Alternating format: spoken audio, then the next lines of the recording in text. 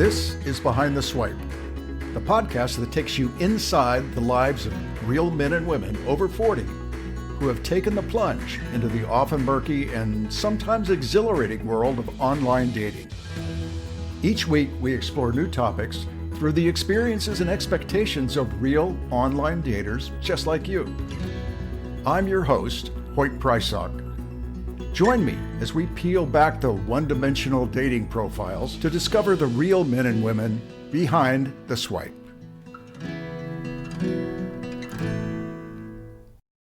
What if your approach to online dating is actually sabotaging your chances of success?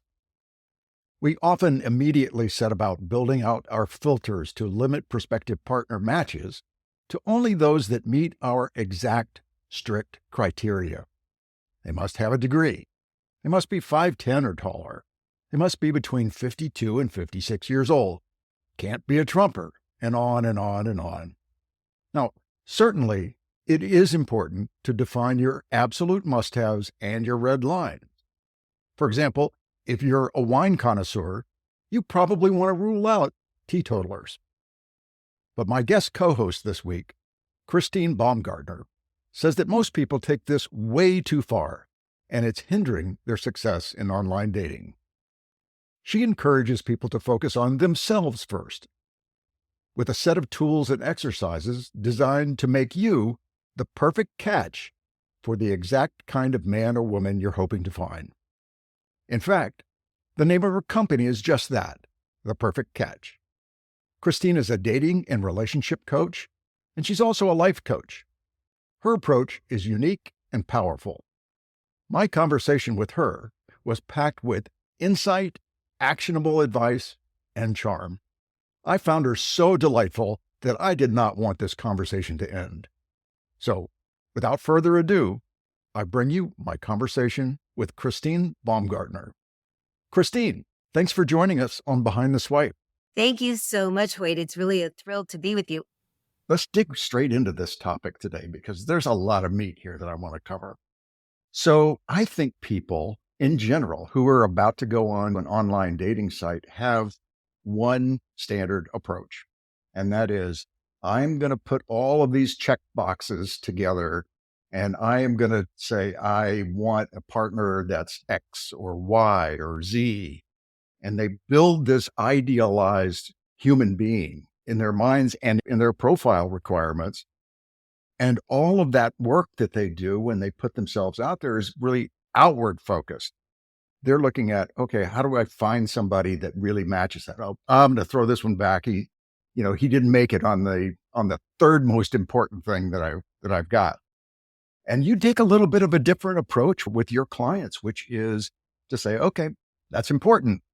But let's look at the other side of this. Let's look at how you are showing up in this and whether you are attractive with your characteristics to that idealized person. Did I catch any of that right? Yes, I think it's really important because the way I named my company The Perfect Catch is that you learn how to be the perfect catch and then you will attract the perfect catch. So figuring out who you really are and what you really need and want is the way that I have my clients fill out the list of the characteristics that they want from the other person that they're dating and ultimately, hopefully, going to have a forever relationship with. And my clients always have a list, usually when they come to me. And the way that they do their lists with me tends to be really different, way more effective. In the first half of this show, I really want to talk about how people are maybe not getting this right.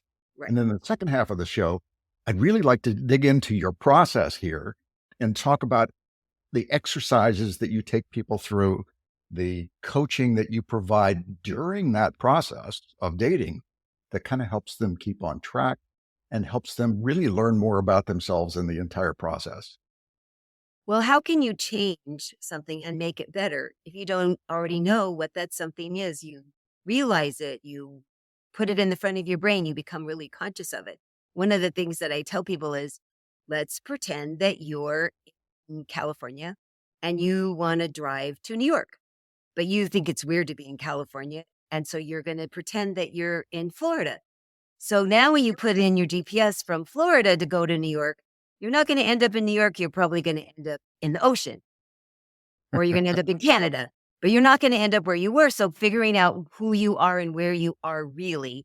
And often we don't want to look at what didn't really work before. We just go, this is what I want different. But we don't look at what didn't work before. We just want something different.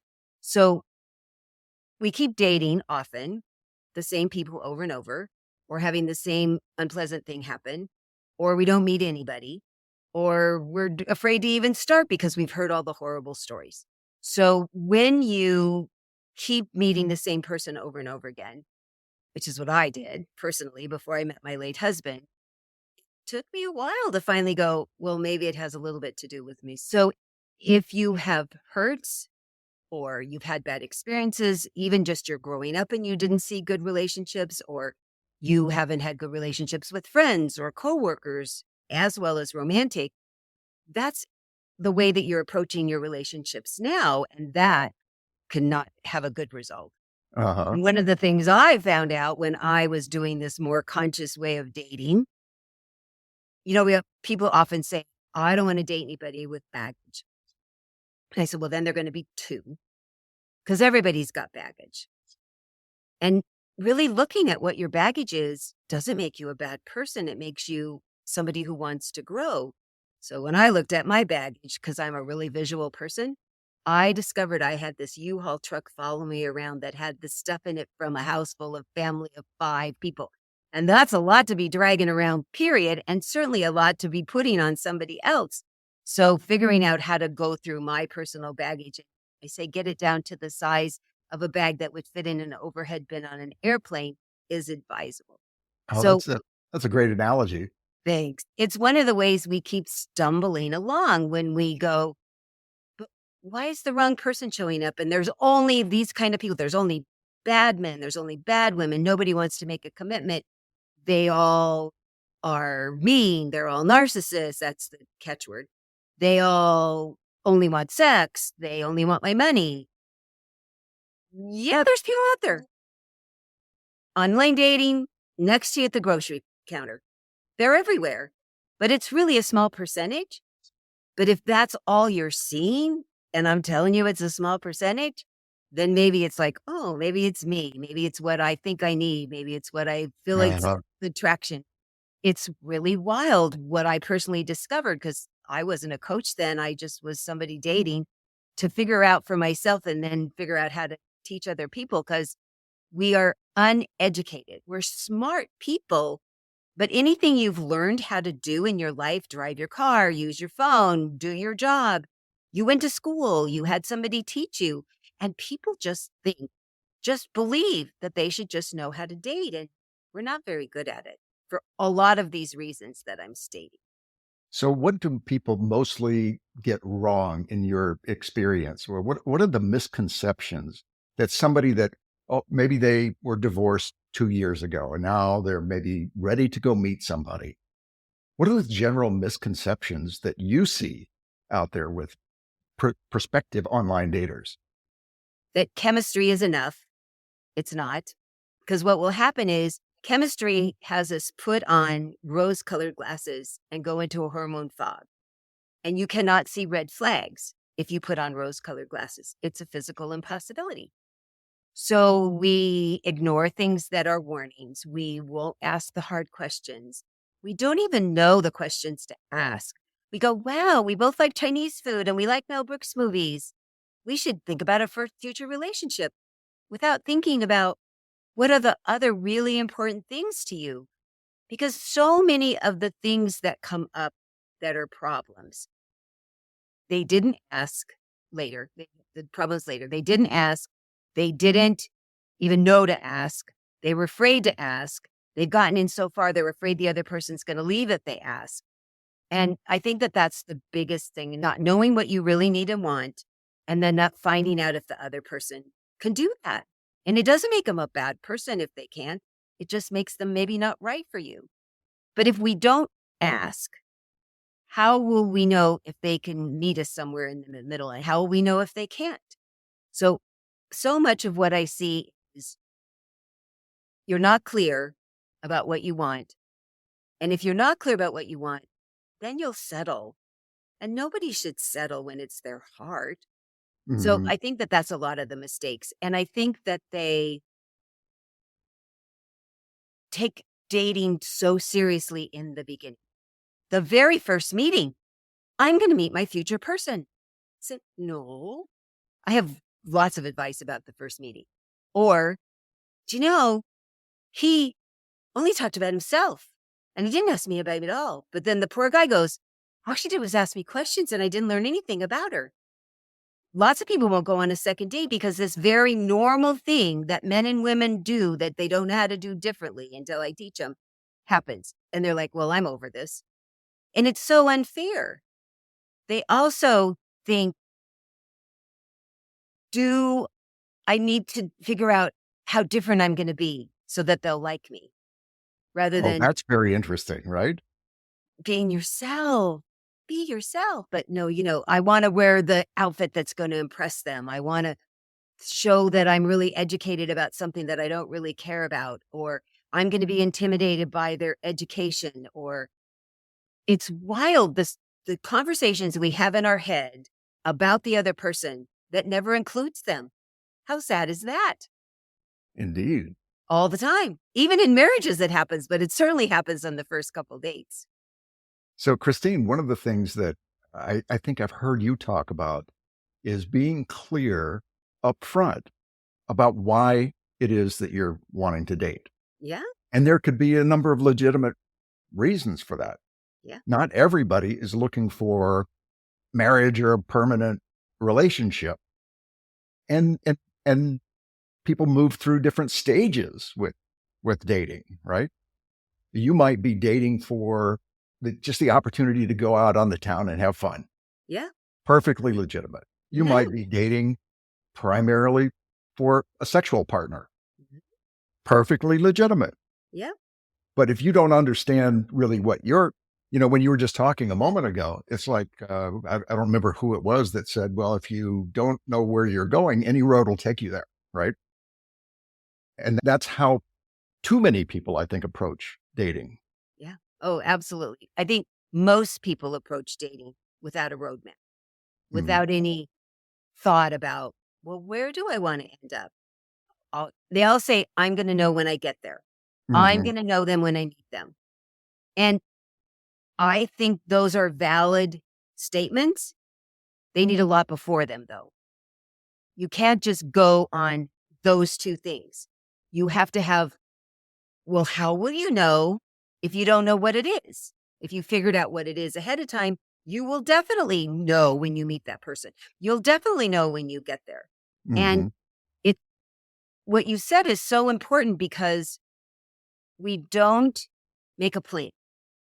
We make lots of other plans in our lives about what it is we really need and want I mean, you right make a now. plan when you go to the grocery store, right?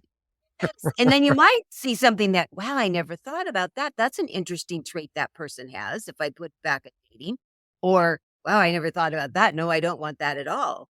And to speak at being really clear about what you need and want, so many women will comment about, well, there's way more women in our age group of over 50 than men, which is true because men sadly die sooner.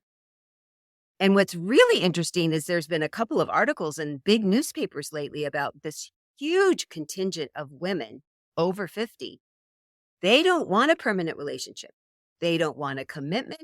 They're happy to see maybe one guy Yep. on the weekends, go to the movies, go to dinner, maybe go away for the weekend, maybe have sex. Don't want commitment. And I will tell you out loud, because I talk to men all day long, every day. Half my clients are men. Most men over 50 want a relationship with one woman where they see each other really regularly.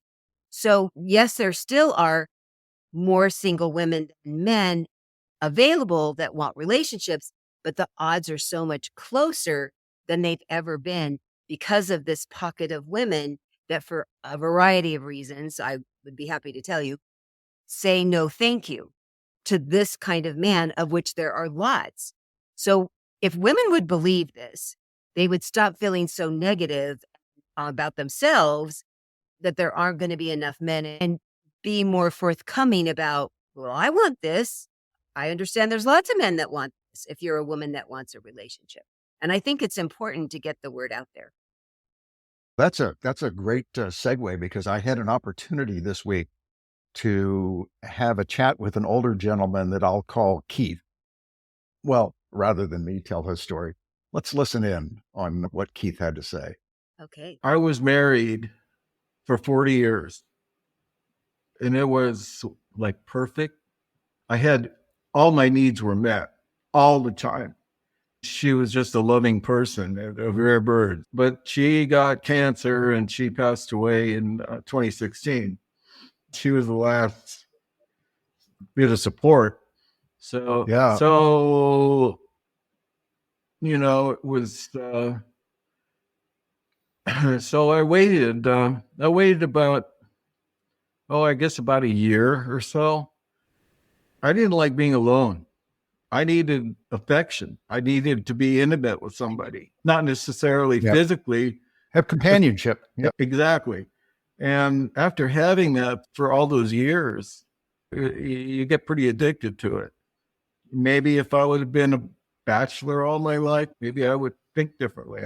I decided that I really am earnestly looking for somebody to spend my life with and share experiences with. I felt that I was ill prepared. Uh, I had pretty much things my way for so long, and it was important to me that at this stage of my life to give it the best shot I could with some more information. I didn't have enough information really to make good choices because I didn't have to. I just didn't feel on my own, I had enough experience and knowledge to go about it successfully. So, Christine, full disclosure here, Keith became at that point in time a client of yours. And I think there are so many parts of that story that people can relate to. Clearly, Keith is wired to be partnered. That's what makes him comfortable as a person. And many of us are. So he's sort of outside of that zone of women that you just talked about, which said, nope, I'm going to keep my life just the way it is and add a little spice when I need it. Right. Yep. But that's not his experience. But what was interesting here, because, he's not a young man, and he was curious enough before he said, okay, well, how do I do this? That he went on the internet and did a lot of research, listened to people, read blog posts, and really did the research, which is where he came across you. So he took a very different approach, I think, than most people take. He didn't have a friend that had already been down that road that could say, hey, Keith, come over here and I'll show you how to do this. It's a process, but you can do it. So he really was unusually inclined to move in that direction. But he also recognized that he had some weaknesses. When he talked about being alone, the piece that you didn't hear in that interview was that he and his wife lost their only child. So he truly was alone. So a lot of challenges to deal with for him. But how common do you see this kind of a scenario where someone is just coming at the opportunity to meet other people and probably do the kind of things that he did, which is, hey, I went to singles group at the church group, and boy, the pickings were slim, right? So and so, like, with in the second half of the show, we'll talk about the process here. But how common are situations like this? Especially with widowed men, because I coached for about 4 years until my husband died as a divorced person. So all my clients, both men and women, were divorced. I knew what it was like to go through a divorce. And what I found becoming widowed and having widowed people now become clients, because I wouldn't have had any understanding about it before, but it's one of those things that once you experience it, that widowed men especially liked being married. Often with divorce, one or both persons is really mad at the other person. That's why you got divorced, since you had been in love and now you're not anymore for whatever reason. Most of the time, not always, a widowed person is still very in love with who they were married to. Hmm. And they would have been still married to them if they hadn't died. So they have a very good feeling about being married. They still feel connected as a married person. They feel like their right arm is gone because that it's like you were these two people, but you became this third thing, the relationship together, and you don't lose your independence, but you're nurturing and being a part of this third thing called a relationship. And men widowed men tend to be ready and willing and able to get into another relationship, a committed relationship, whether they get married or not, sooner. Their hearts are still very open. They have really not hardly anything negative about being married, even if they were the caregiver for a lot of years for their wife. It doesn't affect them often in the same way it does the women, which is what's caused this big contingency of women that say, no, no, thank you anymore. So it's very common. And then if they go too early, which I used to say, I think people just figure it out on their own. And now think it's a year. If people ask, I never have a problem giving my opinion. I think a year is really best. They kind of stumble around because they haven't dated since they were teenagers. They've been with one person for 40 years and they have the same insecurities women are all about. Oh my God, my body doesn't look well. They think the same thing and maybe their body doesn't work the same way. And you had like a unspoken second language with somebody after 40 years. How do you talk to somebody else who isn't going to have that same? Could you ever develop it again, only different? Are there things that you would be fine with them being different from your late spouse? Because does that feel disloyal? Does having sex feel disloyal? There's so many things that widowed people in general, and speaking about widowed men, go through that people don't talk about. It's kind of like, So I talk about them with it and go through normal. Yeah, normal. Oh, yeah, that's really normal. And let's process it so that you won't have it get in your way of your next relationship. And they have no idea where to go. Often the woman of the relationship was the social person, gathered the friends together. They often don't know how to cook and I'm not saying anything negative. I have dinner with a lot of widowed people every month. And all these men are like, oh my God, I had to learn how to cook and because she didn't want me to. She liked doing it. I did this, she did that. So they're feeling lost. They're feeling so heartbroken. And so I'm so pleased if they'll come to me sooner than later when they haven't had a couple of really heartbreaks or been taken advantage of by a scammer because they're out there too. So it's very common for men to seek out experts when they don't know the answer to something, period. So I found that men are very open to getting dating advice when they figure out, I don't know what the heck I'm doing. Oh, and what's really charming about men? You really like being good at stuff, especially if you're going to do it in front of a lady that you think is really cute. So you come to me and have me teach you how to be good at it before you sit in front of a lady that's cute. I love that about you. You want to learn in secret and then go out and look professional at it, don't you think? Christine, help me contrast that with what a widowed woman's experience is. So there's certainly lots of widowed women who feel were madly in love with their husband, would love to be in a loving, caring, ongoing relationship with them. What I find for that pocket of women I was talking about, what they'll say is, I need to find myself again. I lost myself. I gave away too much of myself.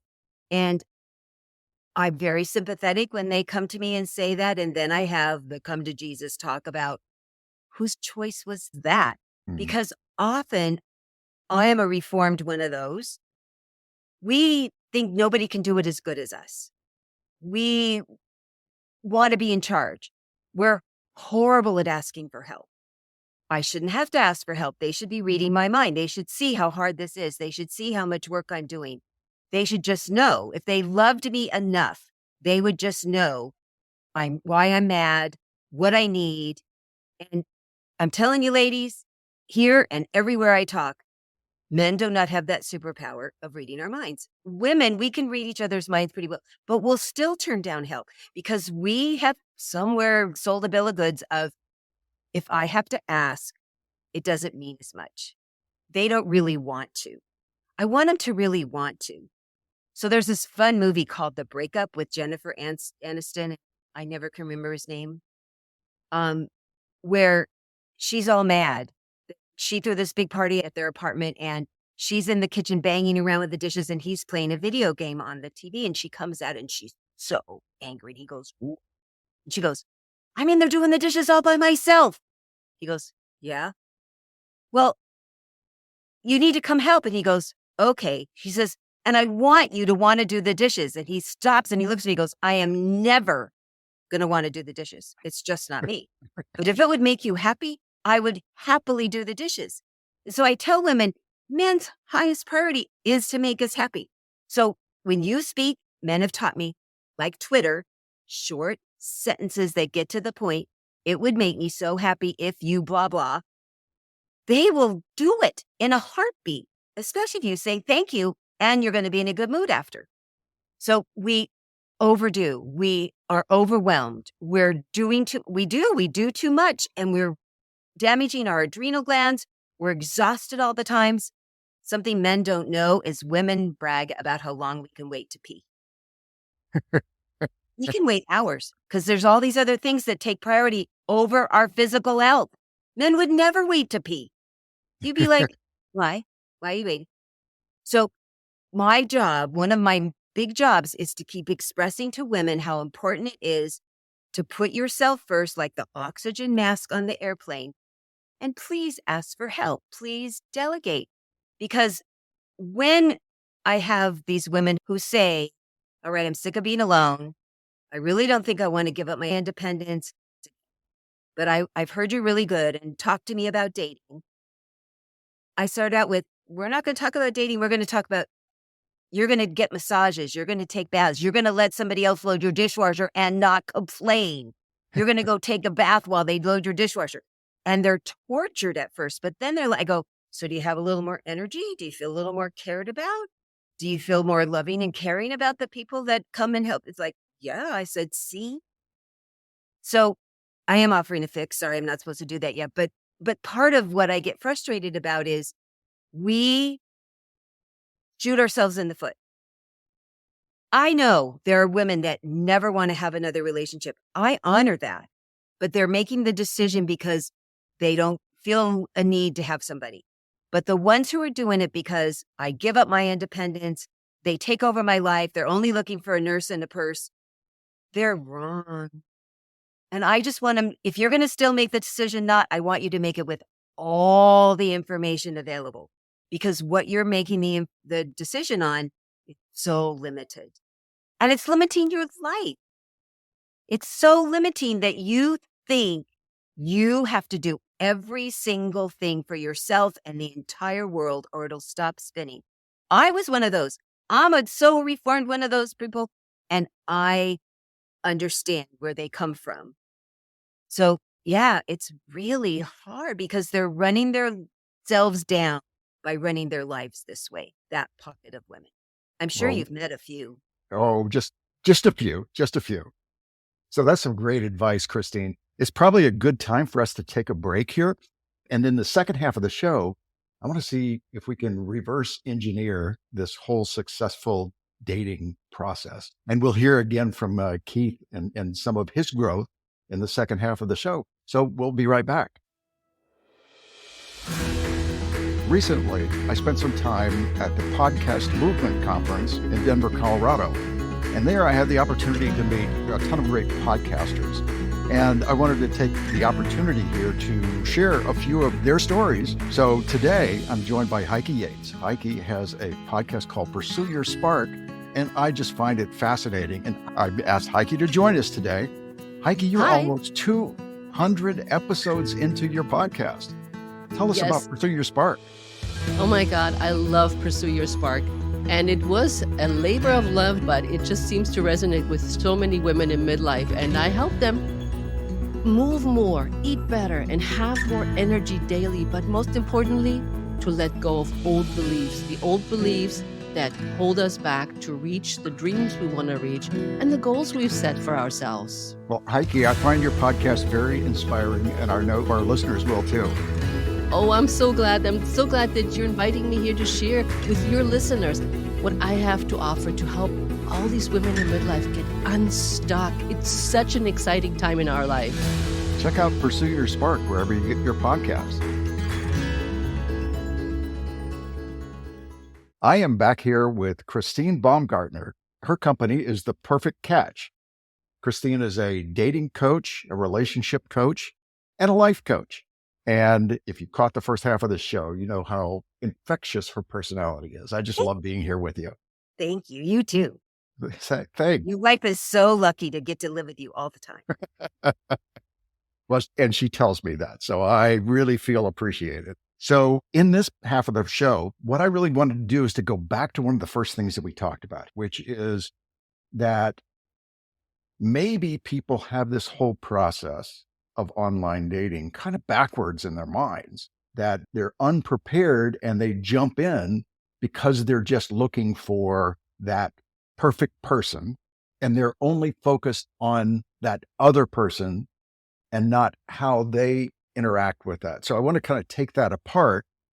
But before we do that, I thought we should hear from Keith again, because once he started working with you, I thought there were some really fascinating things that he was talking about. So let's listen to Keith again.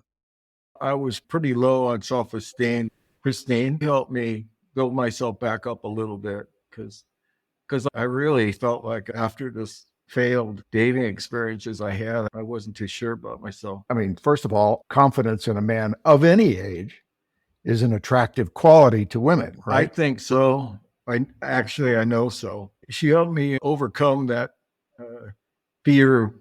I don't know if all men have this, but there's this fear of rejection. And if somebody doesn't like you, it's not your problem, it's their problem. So she just helped me not to take anything personally. And so part of that process for you was regaining that self-confidence and self-esteem. And I'm guessing, Keith, that helped you as you went back out into this Match.com world. Right. And how many dates do you think you had before you met this woman that you've been with for 5 years now? Oh, not that many. When you're my age, there's pretty slim pickings out there. And a lot of the women that I was interested in, or I thought I was interested in, weren't interested in me. So I did not have many. I would say, boy, there were probably about 5 or 6 women, maybe at the most. Keith, based on what you've learned from Christine and what you've been through in the last several years, what kind of advice would you give to other men in your similar situation? Make sure you know what you want in a person. Make sure you know what is really important, and put that numero uno on your list. And whoever you encounter, if they don't match with your number 1 or number 2 most important items on your list, then move on, because you're wasting your time and their time. I had a list that Christine and I worked on that's must-haves, and so I went by that. That's what I would tell someone. I said, don't bullshit yourself. Don't lie to yourself and make something up, because they'll find you out. Yeah. You'll regret it, and you'll waste their time, and you'll waste your time. Yeah. Christine, it sounded like he came a long way during that process. He was talking about a lack of self-confidence. I didn't pick up any of that in Keith's voice when I interviewed him. And as I said, men really, it's a core value to you to be good at stuff. I mean, you go to a coach to learn how to golf before you go play golf with 3 other people. You go to a business coach before you are going to give a presentation at work. It's a charming quality of men. I admire that. So that's what I do for men, especially if you're not feeling confident in the dating world. Self-confidence for both men and women is very attractive and very sexy. And so I help both men and women increase their self-confidence because there's a lot of reasons for us to feel badly about ourselves, we think, and often it's just a false belief that's appearing real. And so if I can help you get past that, you're going to have much more success in your dating and in your life in general if you can own there's some really great parts of me. Nobody's perfect, and you always have more to learn. There's a lot of really great things about you. And when you start really owning that, I've had women mostly who I give them an exercise to do. And within a couple weeks, that's all they've done is this internal exercise. And people are going, did you lose weight? Did you change your hair? And it's only this internal exercise. And I give men an external exercise to do. And the same thing happens for them. People are like, what did you change? And they're like, it was just Christine's advice. I mean, how lucky is that? And they don't ever have to tell them what they've done. They just feel different. They feel better. They feel like they're owning themselves. And if you want to be a better person, like you have things you want to improve, beating yourself up doesn't work. So the more you think, I am pretty terrific now, and I want to learn that, you will have so much more energy to learn the thing I've discovered. Well, it's like if you put on a new suit or something as a man, you put on a new suit, you feel like I'm looking good. It changes your entire attitude toward the world. You can walk in with a little swagger, right? Whereas, if you were in the sweatshirt 2 hours ago, you might have schlumped in, right? So how do you put that internally so that it's there no matter what you're wearing, right? That yes, you can feel even more confident in a suit, but I don't want your confidence to lower too much when you put on the sweats. I want you to still feel like a man, and I want the women to still feel beautiful. And so many people in the world in one or five categories feel not enough. Beautiful, smart, tall, skinny. I mean, really, there's the stuff we beat ourselves up about just makes us feel worse. And it overshadows the things we really are fine about. Uh-huh. So, yeah, self-confidence is so helpful. And that's attached to the other concept that he talked about, which kind of hit home with me a little bit. And that was the fear of rejection. I mean, everybody has that because nobody wants to feel rejected. Hell, I'm pretty sure that that's the reason that when I went online to date, I went on Bumble because I at least knew that there was already a check mark there. So I was not risking rejection with that. Yeah. So that's full disclosure for me. Charming. In any case, I think that what I heard Keith talk about was really getting past that for himself too. And that's got to be connected to the confidence issue. Oh, absolutely. Because the word rejection, I believe, is if somebody really knows you and you've gotten to know somebody and then they go, yeah, no, that can feel really rejecting because there's a lot of you that they're saying no thank you to. That somebody doesn't write back to you on a website or you have a couple texts and it stops. People use the word rejection to that all the time, and they really don't know you as a person at all. And there's so many bizarre reasons that you could look like an ex. They decided that they don't want somebody that has your color hair. I mean, the stuff that people tell me, because they're very transparent with me, that they say no thank you to before they worked with me is astounding in the way that I want you to go, please don't take this personally. It's so not personal. And that's why people can get discouraged and disheartened and give up after how many times did you try? Twice and it was terrible. Really, twice? How many cars did you drive before you bought your car? How many houses did you look at? How many dresses do you try on? How many pairs of shoes?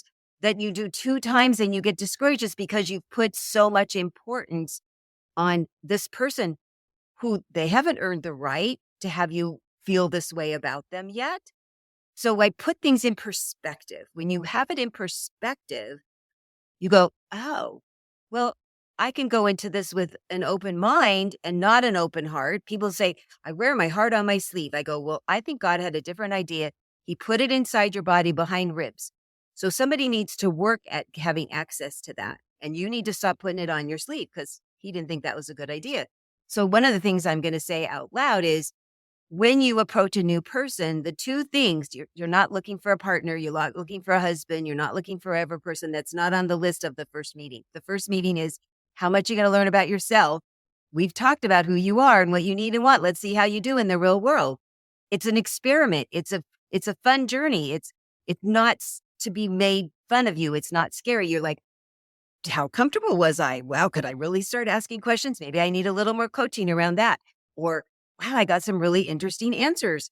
And wow, I really did feel more comfortable than I expected. And what are you going to learn about this other person? Not if you want to be with them forever. The determination is, do you want to spend a second time with them? But there's been people I wasn't going to spend a second time with that were fascinating. They're doing interesting things. Their kids, their ex-wives. It was a fascinating conversation, even if we didn't have enough to see each other another time. So if you go with this expectation, you will guarantee succeed. These are successes. Where you go, I failed every time. Well, no, if you go with these 2 things, you will succeed every time. Guaranteed. I'll give you your money back if you don't learn something about you and something about them. So when you feel confident enough that you aren't going to feel rejected if you don't like them, or, oh, heaven forbid, they don't like you, you still learned stuff. You're getting better at talking about yourself. You're getting better at asking for what you need and want. You're getting better at asking them about who they are. I mean, isn't that why we all went to school? You didn't know how to do algebra until somebody taught you. You don't know how to do this kind of dating unless somebody teaches you. You're just uneducated about it, but you're really smart. You can learn. And what I hear all the time is, oh, it was so much work and drudgery. Now it's fun. I go, oh, I know. It's really supposed to be fun. So it's really transformative if you just reframe it correctly. Yeah. It's like if you're looking for a job and you have these ideal jobs that you want. Well, you're probably going to set up some practice interviews ahead of time, right? Where the bar is really low, and if you don't get it, that's fine. But you learn something about how you interview. You learn something about how they interview. It's the same thing in dating, isn't And it? the more that you learn about you and get more comfortable in the world, that's why I became added life coaching, because people were having better relationships with coworkers, better relationships with their family, their children. Because when you feel self-confident, you can speak your truth. You can hear their truth better, that they're not picking on you. They're just saying, this is my truth. You can now approach life in a much better, solid way, the more self-confident. And it's not arrogance at all. I'm a really nice person. I was born this way. And I thought, oh my God, if I start sticking up for myself and telling people, this isn't working for me, I'm going to be one of those bitchy people that I don't like. It turned out I'm even nicer now because I don't feel taken advantage of. I speak my truth and people step up and do it, or they don't. And it's been I did it in my 40s, and now I'm 72. And it's been a really wonderful journey that I've learned how to do that all these years, because it was hard before that. Well, that's fantastic. Let's dig into the actual process here, because I really want to get to this idea of reverse engineering and this process of understanding what's really important to you is something that you do have people do right off the bat, right? Or like what you're looking for in a partner. It's not that that's not important. It's just that that's the baseline from which the real work starts. So walk me through that process of determining what your most important elements of must-haves and nice-to-haves are. Okay. So our first time together when I'm working with clients is I have them fill out a list of what they have to have, what they can't have, what would be nice to have, and who they are. And the 4 categories in each of those is mental, emotional, physical, and spiritual. And what we do is they come up with words. And then we come up with sentences. And then we come up with paragraphs. Because almost everybody says, I want somebody who's honest. What does honest mean to you? And what are you willing to be honest about? And what do you need the other person to be honest about? And they say, I want somebody who's funny and they make me laugh. Well, talk about what makes you laugh. My late husband was a big practical joker. He told me pretty soon how much practical jokes he and his son did. And I said, I'm always happy to hear about them. Never do it to me. I see no humor in them. They upset me. I will cry. You'll be so sorry. So he informed everybody, do not ever do that to Christine because she doesn't like them. But I like slapstick. I like double meanings. I like, smart. It feels like smart comedy to me. So I was really clear about that in my profile. So the other thing that's really important is that you talk about in these 4 categories of mental, emotional, physical, and spiritual. Even if you're not a spiritual person, saying that and what you expect from the other person to be. And sometimes if people have had really hard relationships, I have them start with the do what you can't have list. Start with that. You know that really well. Write it all out. And then what you're going to do is you're going to do the I have to have that's a cross. So I can't have somebody who's dishonest. I want somebody who's honest. What does that mean? I can't have somebody who can't manage money. I want somebody that can manage money like this, like I do. And the 4th one, the what about you? Men have a much easier time filling that out. Women have a harder time. Why is that? Well, we're not good. We think it's bragging. Somewhere in our family, they probably told us it was bragging. And we often, when people say, oh, you're so smart, we go, oh, not really. Or when men say we're beautiful, we'll point out all the 12 things we think are wrong with us. So for women who have a trouble with that, I say, take this list and go to your best friend or the person who has your back, the person who loves you madly, has your best interest at heart, and have them fill it out or tell you and write it down. And you cannot edit it at all. You have to just write down everything they say. Because if you're not feeling self-confident, if you can't fill out this list, your self-confidence is probably pretty low. So this is one of the ways we start building your self-confidence up. The other thing is you're going to sit across the table from somebody who says, tell me about yourself. And you're going to go, blah, blah, blah, blah, blah. So if you've written about why you're a catch and why you're a wonderful person mentally, emotionally, physically, and spiritually, that you love, I am a horse person. I am passionate about horses. I love spending time with them. I love to cook, but I like cooking with somebody. I'd much rather have a sous chef or be theirs. So those are the kinds of things I put on my list. And so then once you've filled out these 4 things, then we prioritize them because everything cannot be a 10. It's amazing how if you get like the top 3 things, the top 10s, the other things become less important or they'll adjust. So those are the things, these top 3 things you have to have from a person. And the top 3 things you want to make sure you tell them about you. And within this wonderful, not interrogating, not interviewing time together the first time, you're going to find all these out. So my suggestion always is to start out saying, I'm so curious. I really like to travel. And this was the last place I went. And I'm the kind of person I have to make plans. I pack so much stuff. I really bring a lot of stuff. And this is why I like having organized trips. I like having tours, but I'll do a little spontaneity. How about you? Tell me about yours. I'm so curious. So that could maybe not be a deal breaker, but they're learning about me and I'm learning about them because my late husband, I told him I get my suitcase out 3 days ahead of time and he packed for a European trip in a half an hour. And we just thought each person was interesting and how fun that we did it so differently. And nobody gave anybody a hard time. But I'd had people in my life travel with me or with, oh my God, you bring so many things. And oh my God. And I'm like, I don't want to travel with people like that. And I certainly wouldn't want to spend my whole life with them. So these lists are really helpful. They're very helpful for writing a profile because you now know what you want to put in your profile. in a story. You tell a story about who you are and who you're looking for. Like I said, I love to cook with a sous chef, or I'm happy to be a sous chef. I like taking breaks in the kitchen and dancing. I'm happy to do dishes together. I tell a story about what it's like for me around food. So they know. So what my husband said when he read my profile is, wow, those are all me, check, check, check. And oh, those are the things I'm looking for, check, check, check. Because I had been working on my profile for 5 years. I have my clients do much faster than me, but I guess I was in training to do this.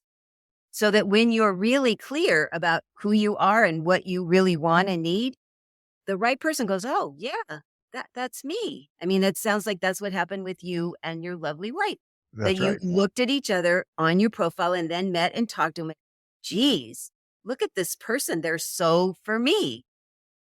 And so the more you write about that, so first you write these lists and Yep. get really clear about them and then put them on your profile.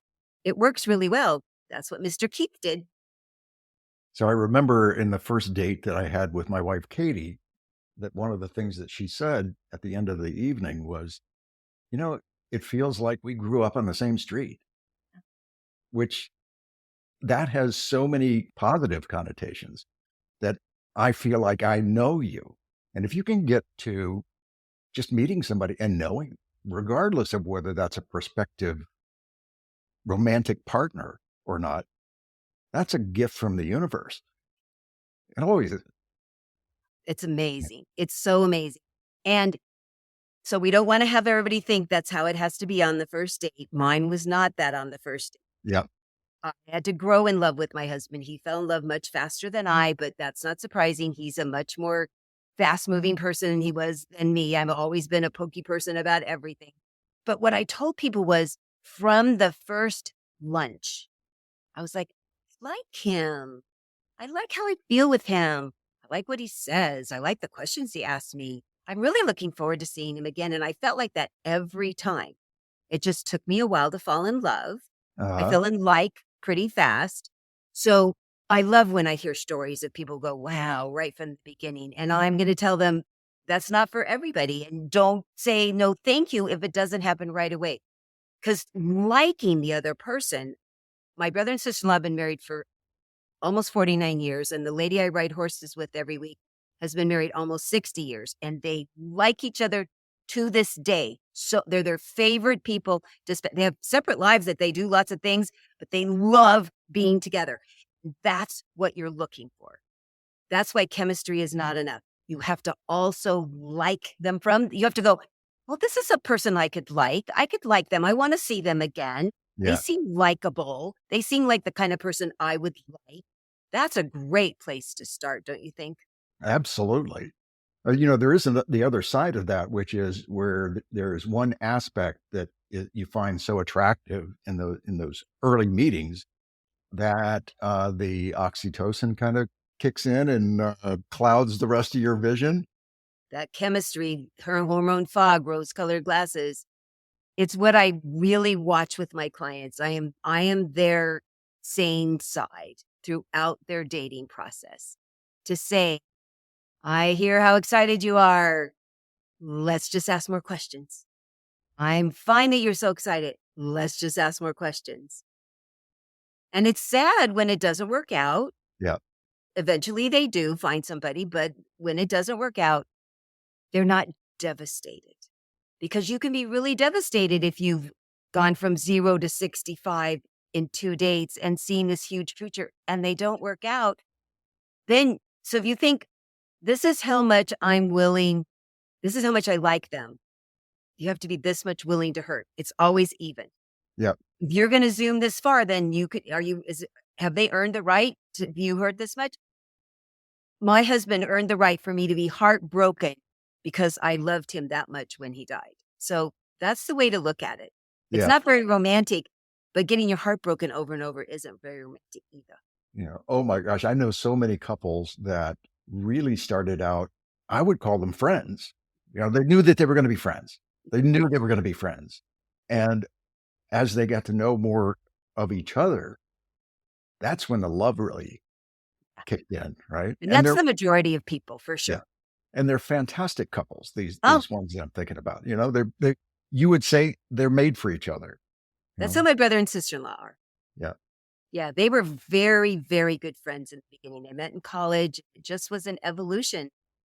They've been so good together in almost 49 years. It's really remarkable.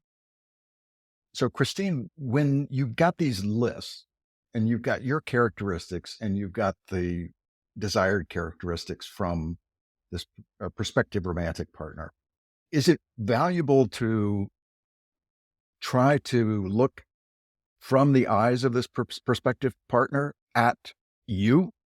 And what if you find out that, oh, well, I'm actually not a great fit for that kind of person? You ever see that happen? And certainly it comes from these I'm so curious questions. Often, if somebody's really religious, they read the Bible every day, they spend 2 days at church, and they've got all this chemistry with somebody who is an atheist. Yeah. So, how could we work this out? Could we work this out? What other things do we have in common? And how would you feel about me sitting here reading the Bible? How would I feel about if you don't sit and read the Bible? I've coached people through those kinds of conversations. And when it's that big of a divide, the majority of them, it didn't work out, but they left in fine ways with each other. Some of them Yep. are still friends. And the ones who have worked it out, there were so many. The other things on the list were so solid that they were like, and so what I also talk about is, because I coach people that are already in relationships, that you keep checking in. How you doing? How you doing? With everything, including this thing where we have this big difference. Are you still okay with it? Do we Yeah. have any more conversations about that? Because the Gottlieb people are the ones who talk about resentment is the relationship killer. And that's how resentment starts. When you feel like I'm giving up too much, they're not giving up as much as me. Well, either side could do that. Right. If you have this, what I call the business of the relationship every week, you put it on your calendar and you talk about all the good things. What happened this week? What did we accomplish together? There was that little speed bump and we handled it really well. And that was terrific. And well, this thing came up for me and I really, this is our time to talk about it. Right. And you have tools. I give them tools of how to work through this. It doesn't turn into this months of resentment where often the women will go 6 months ago and blah, blah, blah, blah, blah. Where if you've talked every week, because there's times when there's only, wow, it was a really good week. Toast to us. Because men hate that we got to talk conversations. Because we're going to bring up something you have no idea what we're talking about. And you've been the bad guy in the end of the story. So if it's, every week, we're going to start out talking about good stuff. And there might be a bump that we're going to, and I get to talk to as the guy and she gets to talk. And how to do this active listening that I teach back and forth. It just bloop, bloop. Most of the time, bloop. And people, it's not very romantic. I go, well, resentment's not romantic. And what couples tell me, and I'm going to use it as a carrot, is their sex life improved as they started doing this unromantic thing. Lots of romantic things came from the revisiting, how are we doing, especially if it's a bunch of good stuff. Well, let's go celebrate that with a roll in the hay. I mean, we women, when we feel dismissed, when we don't feel heard, when we don't feel listened to, when we don't feel cared about, which is often you have no idea that we're feeling this way because we don't tell you, we pull back, most women, physically and emotionally. And sex is a wonderful way to reconnect as a couple. It's so much fun. And who doesn't want to pass up an orgasm? Not me. So if this can encourage that, why wouldn't you do it? It's my Absolutely. sales pitch about the weekly meeting. Well, Christine, I feel like we could talk for 2 more hours here and not exhaust this topic. This has been so fun, but we're just about out of time here. But before we go, I want you to remind people of how they can find you online, how they can listen to you and connect with you. Thank you, Hoyt. I appreciate you asking that. So the best way is through my website, which is www.theperfectcatch.com. And you can click on what's holding you back from love. And that will give you access to my online calendar to schedule a complimentary hour conversation with me. You can talk about, what's concerning you, what's happened that wasn't helpful, what you'd really like in your future, and see if we're going to be able to work together. I tell people it's kind of like the first meeting on a date. We'll see if we're a match for each other and if I really can help you with what the problems are. You're also welcome to send me an email at christine@theperfectcatch.com. Also, on my website is all my social media. My wonderful web designer just put all the little symbols so you can click on Twitter and Instagram and LinkedIn, YouTube, and Pinterest. And I do a live podcast every Thursday at 1 o'clock Pacific.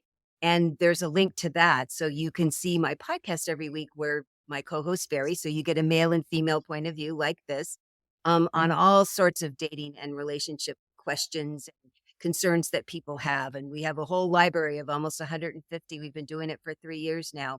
And so that's a really fun thing that people are liking and sharing. Even if it's not you, you can share it with your friends that are having problems. Everybody has a Well, friend that's having problems. well, listen, that's great. I have loved having you here, Christine Baumgartner. Thank you so much for coming today. Me too, Hoyt. I hope we can do it again soon. I am hoping so too. Thanks again. Thank you. Bye-bye. I hope you enjoyed this episode as much as I did. In preparing to publish this conversation, I probably re-listened to it 3 or 4 times, getting something new every time. We'll be back again next week with another episode of Behind the Swipe. Until then, swipe fearlessly.